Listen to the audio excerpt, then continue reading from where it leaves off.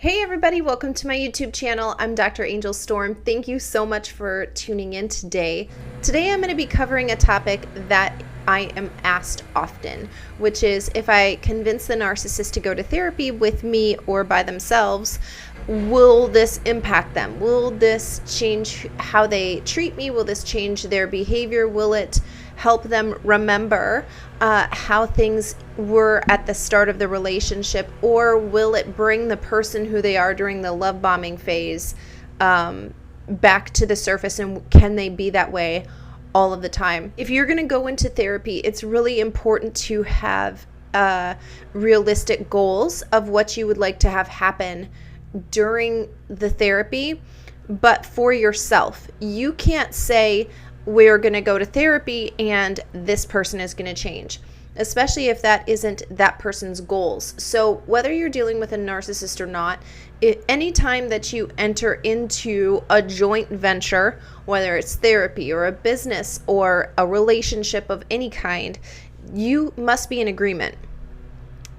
Just because you have hopes and an idea of how you want that situation to turn out doesn't mean that the other person does. So if you are the only person that wants the narcissist to change in the relationship, then that's your hope, but that doesn't mean that that's what they want.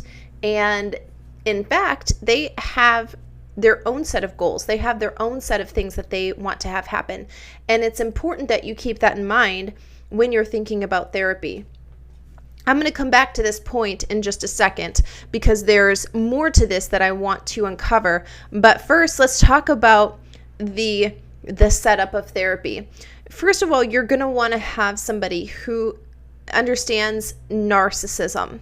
And if the narcissist is not willing to address their behavior directly, this is going to be an issue no matter what. So if you're in let me give you an example. If you're in a marriage, if you're married to a narcissist and you think, I'm going to go to marriage counseling, that is not going to be effective, because what they're trying to do there is see the differences in how you view the marriage, essentially. So if one person thinks that this is how the marriage should go and one person thinks this is how the marriage should go, the therapist is going to help you find ways to meet in the middle, right? Grow trust and to build a connection, a closer connection to that person.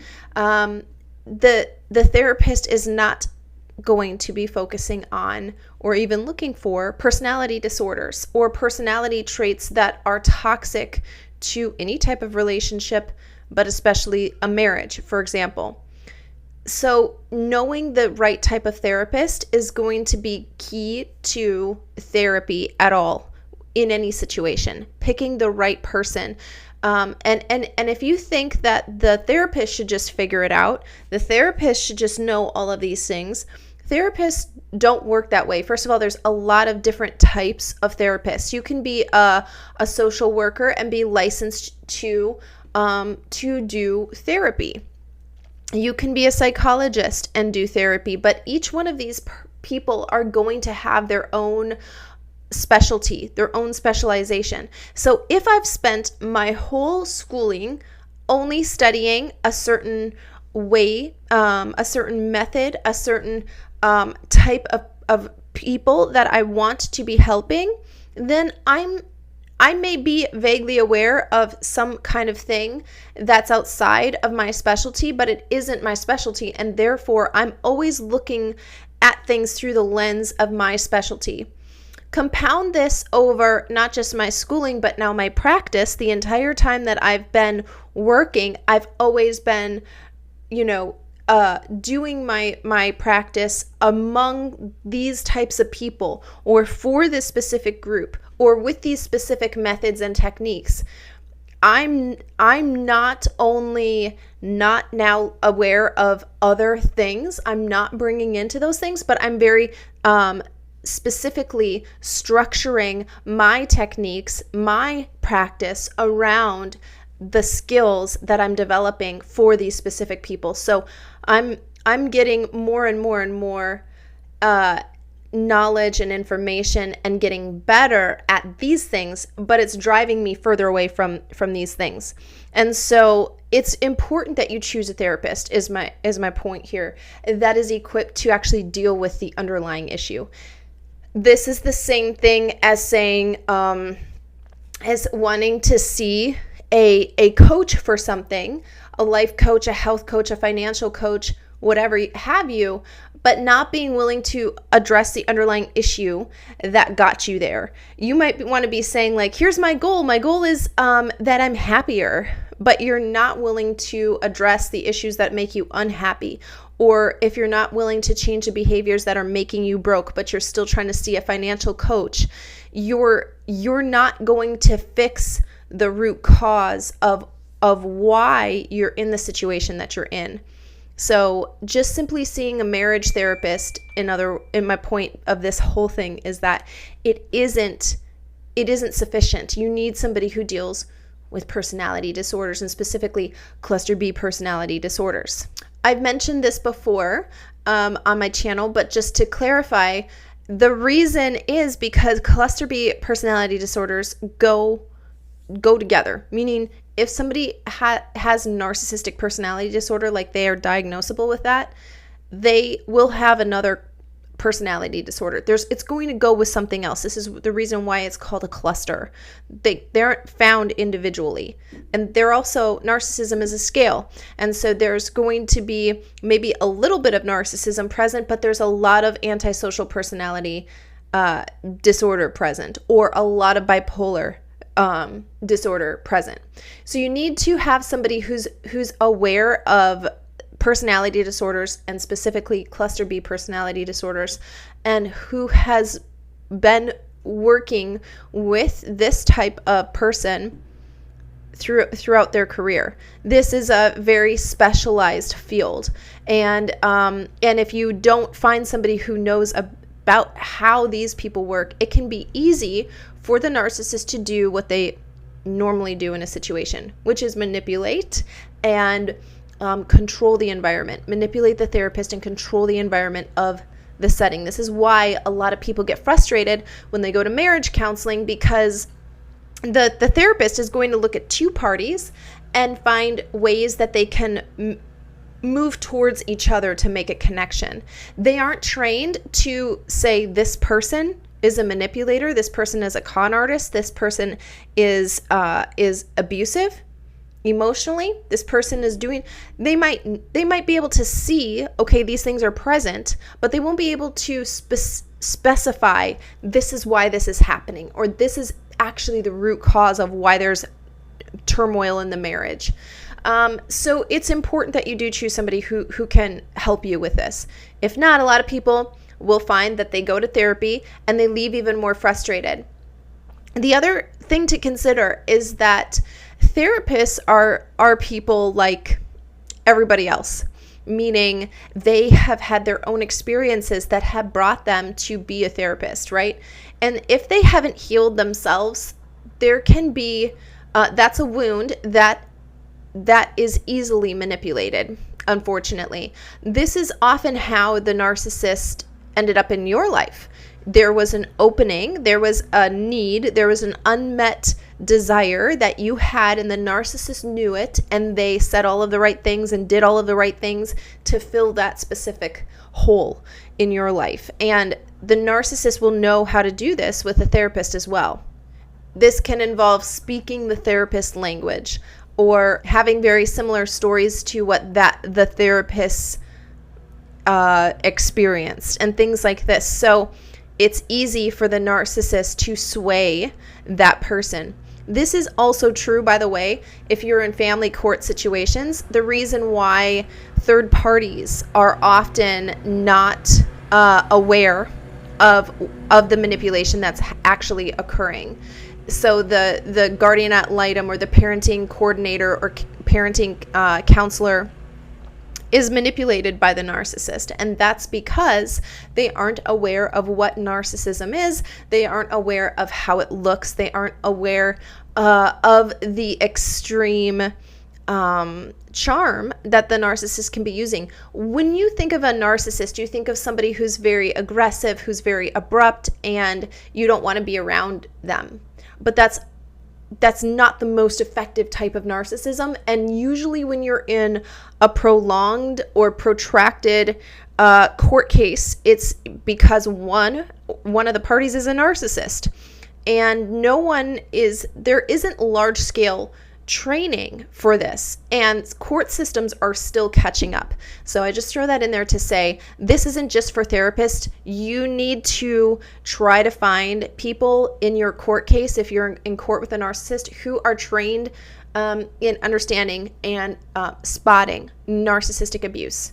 Because without it, you're going to have somebody who's trying to play the he said, she said game. Meanwhile, you might be getting very frustrated because of all of this stuff that's happening, and you've dealt with so much abuse over the years, and that's making you look like the irrational one. And meanwhile, the narcissist is over here very calm and collected, playing the victim. So it's important that you are aware that there are multiple specialties that somebody can get into, whether they're a therapist, whether they're the guardian ad litem, or they're a co-parenting counselor, co-parenting coordinator in your court case, and understand that just because you're dealing with an issue very acutely, you're very aware of that issue, doesn't mean that they're very aware of it. And so choosing somebody who is aware that this is even a thing is going to be very beneficial to you in the long run. Spending more time researching and finding somebody who knows about narcissistic abuse is going to help you in the long run. We have the same problem with therapists that we do with people in the court system, whether it's attorneys or judges or even third-party coordinators. That is, they can also be narcissists. They get they get to control people's lives and the outcome of people's lives, the trajectory of people's destinies, all the time. And that is the prime role that a narcissist wants to have. Somebody who is after control, somebody who is after the position of power, is going to want to be able to control and manipulate other people, even to the extent of having their entire life's outcome at the mercy of how they rule, or how they write a report, or how they present a case. So it's important to also know that just because somebody is a therapist and you think that they want to help you doesn't mean that they are necessarily in it for that reason. That's your reason. That's what you think somebody should go into that field for, but that wasn't what they were after. Lots of people are after the position of power and the ability to gain notoriety, the ability to gain the expert status in their field. Not everybody, but it is important to know that there are people who are going into this field for that reason. A lot of times people enter into therapy with a narcissist with these extreme, grandiose ideas, which I just got done telling you. You need to have goals for you. And this is the way that you will prevent having experienced more trauma by going to therapy, right? So if you have very clear goals, like one, for example, would be, I want to learn how to not have my emotions and my mental capacity being controlled by my partner or by my friend or my mom or my sibling, whatever the case is, all of the time. That's one of my goals. But the moment that I find out, the reason that you need to set goals for yourself is because if I enter into let's say I did all of the research, I found myself a therapist who specializes in cluster B personality disorders or cluster B recovery, and you are in the therapy session, but you find yourself now having more mental turmoil, more emotional heartache. You need to count the cost of that and recognize, hey, this thing isn't actually helping me. I'm not talking about having somebody help you process old wounds. I'm talking about if this person is adding to the burden that you came in there to get rid of, you need to recognize that this is not helping you accomplish your goal, and it's time to leave the therapy. It's time to leave that therapist and find another one, or take time off and decide what what the best path forward is from there. Again, you cannot control what somebody else does, right? This isn't a magic pill like we're going to go and then the person is going to be completely different and they're going to be only the love bombing person. That's just simply not going to happen. Your goals need to be about you and about how you want your life, your state of being to change when you go to therapy. And again, it's important that you do this because having those goals will alert you if you're in a dangerous situation, if you're in a toxic situation, or if you're just simply wasting your time and allowing the therapy session to actually be a place where you are abused further. Okay, so this is really important because if you don't have your own goals, you'll just leave that time in the hands of the professional, thinking that that person will know what path to take you down. And again, this whole thing, the whole thing about narcissistic abuse recovery is to remember that you are powerful, that you are in control of your life. You make decisions for your life. Life doesn't happen to you. You make your life happen. You need to find that control. So stop giving control over to people who haven't earned it and who aren't in line, who aren't in agreement with where you want your life to go, with what you want to have happen with your time. You are literally investing your life in a session, in a therapy session, in a coaching session, in whatever thing that you're engaging in.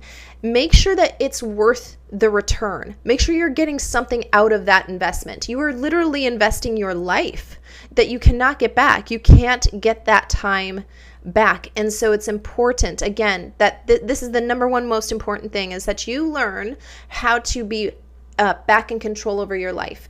And if the person that you're seeing is not helping you do that, and especially if they are taking you further away from that goal, then you need to find a different therapist. You need to find a different third-party coordinator. You need to do something different.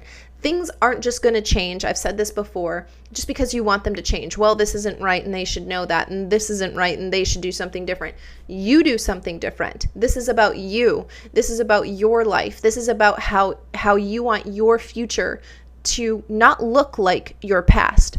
And the only way that happens is if you start making different decisions and following through on those decisions with actions. You literally need to do something different than what you've been doing in the past. And so I hope this video helps you understand therapy with a narcissist. Can it work? Does it work? And the hedging of the goals and the outcomes that you think are going to happen in therapy need to be centered around you. And if they're not, if you don't have goals that are about you and your future and what you want your life to look like, don't go to therapy until you can clearly have those goals written down, because without it, you can be going down a path that can actually cause you more damage than it would ever help you. And you don't want to end up in a worse situation, investing more time, investing more money, and investing your hope, right, into something that wasn't a realistic outcome to begin with. So again, I hope this video has helped you, and if you haven't already, be sure to subscribe to my channel below and turn on the little bell so that you're notified whenever I upload a new video to this channel.